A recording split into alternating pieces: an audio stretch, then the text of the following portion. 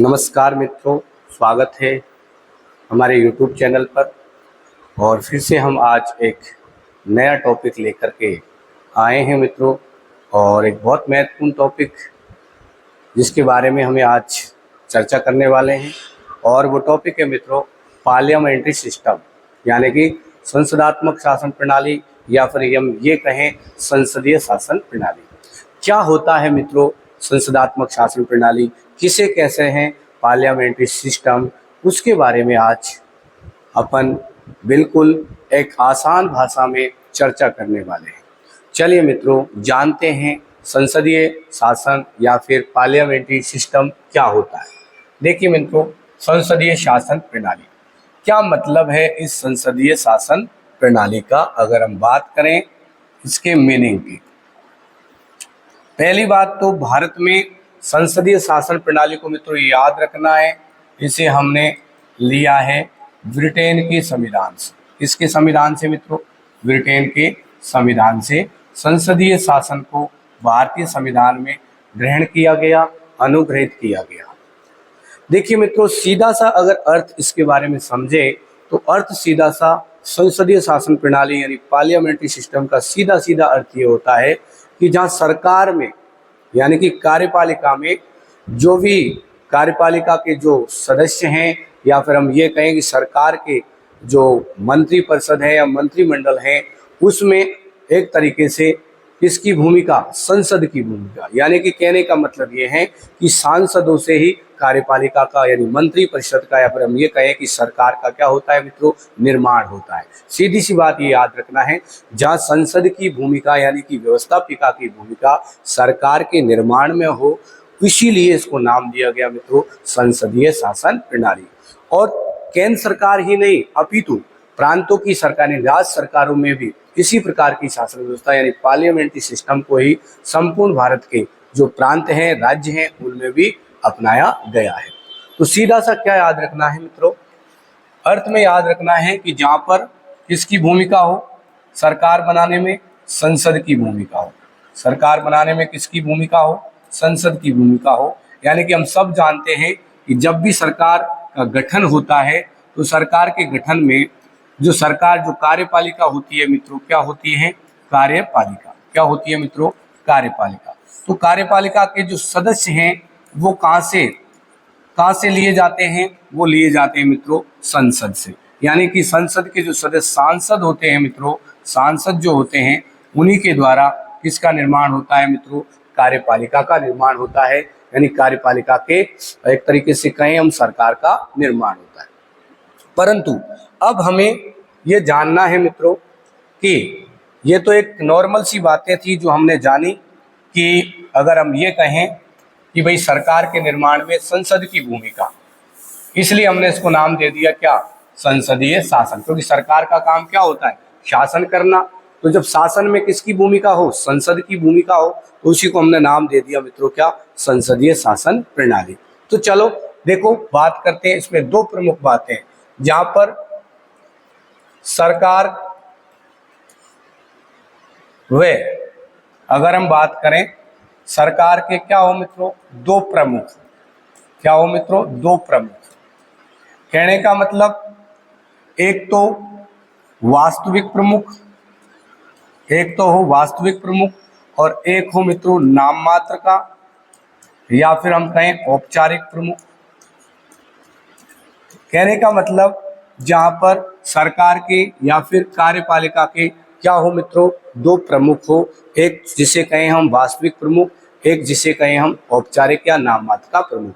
जैसे अगर हम बात करें मित्रों, देखिए नाम मात्र का औपचारिक प्रमुख अगर हम बात करते हैं कार्यपालिका की, और कार्यपालिका की अगर संवैधानिक प्रमुख की बात करते हैं मित्रों, कार्यपालिका के संवैधानिक प्रमुख की बात करते हैं, संवैधानिक प्रमुख जिसे हम एक तरीके से औपचारिक प्रमुख कह सकते हैं, जिसे हम एक तरीके से नाम मात्र का प्रमुख कह सकते हैं। तो ये दोनों क्या हो मित्रों, अलग अलग हो। जहाँ पर सरकार का वास्तविक प्रमुख अलग हो और संवैधानिक या औपचारिक प्रमुख अलग हो, तो उस शासन व्यवस्था को कहा जाता है संसदात्मक शासन व्यवस्था। जैसे हम भारत की बात करते हैं तो भारत में जो भी शासन की शक्तियां हैं उस शासन की शक्तियां संवैधानिक रूप से तो किसमें निहित है मित्रों? संवैधानिक रूप में शासन की शक्तियां किसमें निहित है? शासन की शक्तियों की अगर हम बात करें मित्रों, तो संवैधानिक रूप से शासन की शक्ति हमारे राष्ट्रपति में निहित है। परंतु राष्ट्रपति उन शक्तियों का प्रयोग स्वयं नहीं करता, वो किसके आधार पर, यानी कि एक मंत्रिमंडल कार्यपालिका होती है जिसके सहयोग से उन शक्तियों का क्या करता है? प्रयोग करता है। यानी कि सीधी सी बात हम ये कहें, जो हमारा मंत्रिमंडल है और मंत्रिमंडल का मुखिया होता है मित्रों प्रधानमंत्री, तो जो शासन की शक्ति है उनका वास्तविक रूप से प्रयोग किसके पास करने का अधिकार होता है? किसके पास होता है मित्रों? मंत्रिमंडल या फिर मंत्रिमंडल का ही जो प्रधान होता है, प्रमुख होता है, वो कौन होता है मित्रों? प्रधानमंत्री। ठीक है, तो शासन की जो शक्तियां हैं उनका वास्तव में प्रयोग कौन करेगा? मंत्रिमंडल या प्रधानमंत्री। जबकि वो शासन की शक्तियां अगर संवैधानिक रूप से बात करें, औपचारिक रूप से बात करें, तो वो किसमें निहित होंगी मित्रों? राष्ट्रपति में निहित। तो एक तो संसदीय शासन में हमें क्या याद रखना है, जहां पर सरकार के क्या हो? दो प्रमुख हो, एक नाम मात्र का प्रमुख और एक क्या हो मित्रों? वास्तविक प्रमुख। यानी कि सरकार के दो प्रमुख। कहने का मतलब सरकार का जो वास्तविक प्रमुख है वो हमारे देश में, भारत देश में कौन है? मंत्रिमंडल, या फिर मंत्रिमंडल का मुखिया कौन होता है? प्रधानमंत्री, जो शासन की शक्तियों को वास्तव में प्रयोग करता है। नाम मात्र का, यानी संविधान के आधार पर देखें तो वो संपूर्ण कार्यपालिका शक्ति किसमें निहित है? राष्ट्रपति में। जबकि राष्ट्रपति उन शक्तियों का प्रयोग नहीं करता। राष्ट्रपति एक रबड़ स्टाम्प की तरह होता है, एक औपचारिक प्रधान होता है। तो पहली बात तो हमने ये देखी मित्रों, संसदीय शासन में क्या देखा? संसदीय शासन में अगर हम बात करें तो पहली बात यह है कि सरकार का प्रमुख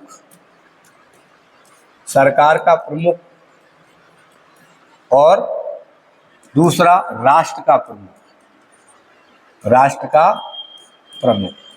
दोनों ही क्या होते हैं? अलग अलग। सरकार का प्रमुख तो अगर हम बात करें तो मंत्रिमंडल, और मंत्रिमंडल का मुखिया होता है कौन? प्रधानमंत्री, जो कि शक्तियों का वास्तव में क्या करता है? प्रयोग करता है। जबकि राष्ट्र का प्रमुख कौन होता है? राष्ट्रपति। यानी कि संसदीय शासन में सरकार का प्रमुख अलग होता है और राष्ट्र का प्रमुख अलग होता है। सीधी सी बात, एक बात याद रखनी है।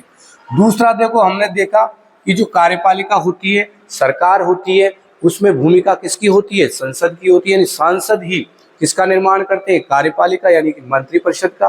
क्योंकि सांसद ही किसमें नियुक्त किए जाते हैं? मंत्री पद पर नियुक्त किए जाते हैं। तो अगर हम दूसरी बात करें तो हमारे यहाँ पर जो कार्यपालिका है, संसदीय शासन प्रणाली में कार्यपालिका जो होती है मित्रों, वो किसके प्रति? व्यवस्थापिका के प्रति। किसके प्रति? व्यवस्थापिका के प्रति क्या होती है? उत्तरदायी। किसके प्रति उत्तरदायी होती है? व्यवस्थापिका के प्रति। कहने का मतलब यह है, जहां सरकार की अगर बात करें तो सरकार सीधे जनता के प्रति क्या हो? उत्तरदायी हो। यानी कि अगर व्यवस्थापिका के प्रति उत्तरदायी होने का मतलब है एक तरीके से जनता के प्रति क्या होना? उत्तरदायी होना।